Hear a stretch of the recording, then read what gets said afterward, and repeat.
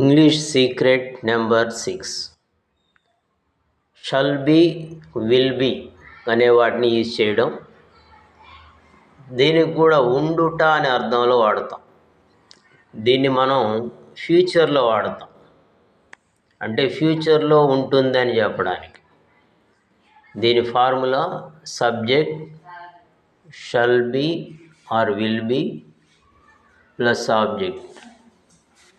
ఇక్కడ for all subjects we have to use will B.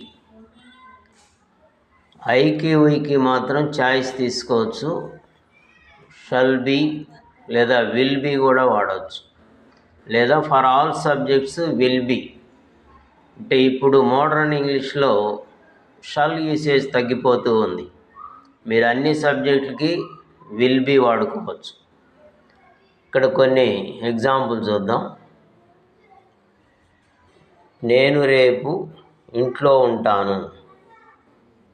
I shall be at home tomorrow.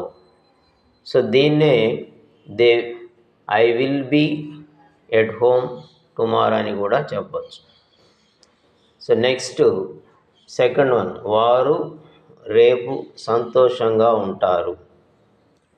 So they will be happy tomorrow.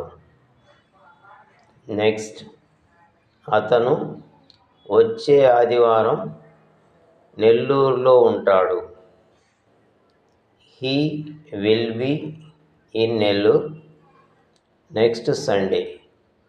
So ఇలా మనం ఎన్నైనా frame చేసుకోవచ్చు subject మార్చుకుంటూ. ఇప్పుడు మేము అక్కడ ఉంటాము, వీ విల్ బీ దేర్. అతను కోపంగా ఉంటాడు, హీ విల్ బీ యాంగ్రీ.